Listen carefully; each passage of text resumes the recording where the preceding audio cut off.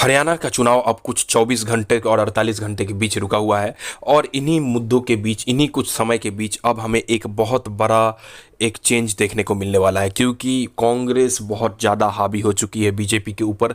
पिछले कुछ घंटों के अगर रैली रिपोर्ट्स और अन्य चीज़ों की बात करें, विनेश फोगाट जिन्होंने इस बार पहली बार इलेक्शन के मैदान में, राजनीति के मैदान में अपना कदम रखा, काफ़ी अच्छे तरीके से जुलाना के जनता के सामने, हरियाणा के जनता के सामने घुल मिल गई। और सुनिए किस तरीके से उन्होंने अपना वादा निभाया कि किस तरीके से वो विधानसभा में जाके उनकी आवाज़ बनेंगी। सुनिए विनेश का स्पीच।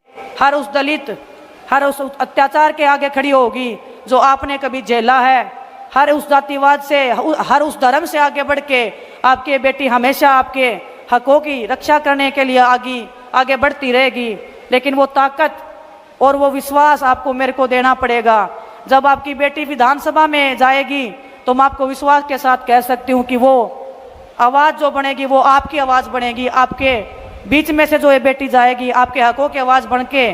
प्रियंका गांधी के दिए गए इस रैली में, प्रियंका गांधी के करे गए इस रैली में एक बहुत बड़ा बदलाव देखने को मिला, क्योंकि विनेश फोगाट भी कांग्रेस की वो संविधान वाले रंग में ढल चुकी हैं और ऐसा ही कुछ भूपिंदर सिंह हुड्डा के स्टांस से भी हमें देखने को मिल रहा है। तो इन सभी मुद्दों के बीच, इन सभी आइडियोलॉजीज जिसको कांग्रेस आगे बढ़ाने वाले हैं इस इलेक्शन में, इसमें प्रियंका गांधी ने एक बहुत अहम टॉपिक को उठाया। और वो टॉपिक क्या था? किसानों का टॉपिक। इस बार जवान, पहलवान, किसान और संविधान, इन्हीं 4-5 मुद्दों के ऊपर पूरा इलेक्शन को कंक्लूजन होने वाला है। और प्रियंका गांधी ने सीधे सीधे अंबानी अदानी को घेरते हुए किसानों के काले कानून को घेरा। सुनिए क्या कहा प्रियंका गांधी ने। इससे बड़ा भ्रष्टाचार क्या हो सकता है कि आप ऐसे कानून लाने जा रहे थे जिससे इस देश का किसान पिस जाएगा, लेकिन आपके बड़े दो बड़े उद्योगपति मित्रों को सब कुछ मिल जाएगा, उन कानूनों का फायदा मिल जाएगा। वो उद्योगपति किसी किसान की जमीन हड़पना चाहे, लेना चाहे, तो किसान उसके खिलाफ कचहरी में लड़ ही नहीं सकता। ऐसा कानून था वो। डीएम के पास जाओ और डीएम सुलझाएगा तुम्हारा मामला। अगर तुम्हारी जमीन ले ली किसी बड़े उद्योगपति ने, ये कानून लाने जा रहे थे, आप समझ गए।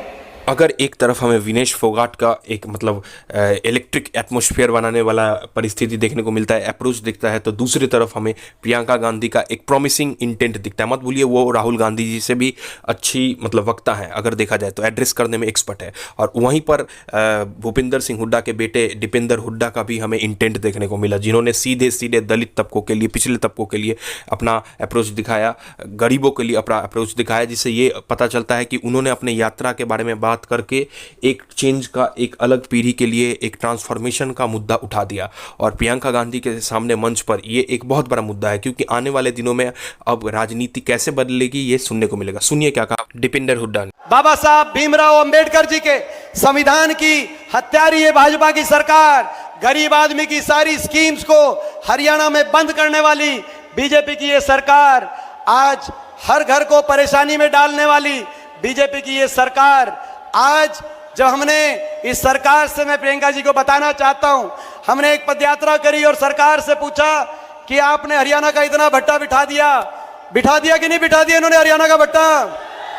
मैं सवाल पूछा कि आपने हरियाणा का जो भट्टा बिठा दिया है, हरियाणा हिसाब मांग रहा है 10 साल के आपके कुशासन का। हरियाणा के पिछले तबके जिसमें किसान भी पढ़ते हैं, और अगर कास्ट के हिसाब से देखा जाए तो जहां पर दलित और जाट दोनों ही पढ़ते हैं, तो इन हाशिए पर पड़े कम्युनिटीज़ के लिए जिस तरीके से कांग्रेस सीधे सीधे अटैक कर रही है बीजेपी के ऊपर। और हमें ये नहीं भूलना चाहिए कि जो अर्बन अपर कास्ट वोटर है वही बीजेपी के नॉर्मल वोटर्स थे, और जीटी रोड की पार्टी है बीजेपी, ये सभी को पता है हरियाणा में।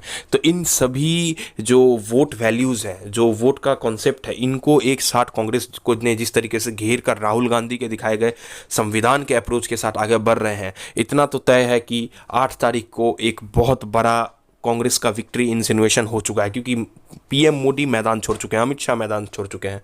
और आने वाले दिनों में क्या होगा इसको मैं आपको अपडेट करता रहूंगा। जय हिंद, जय भारत, थैंक यू।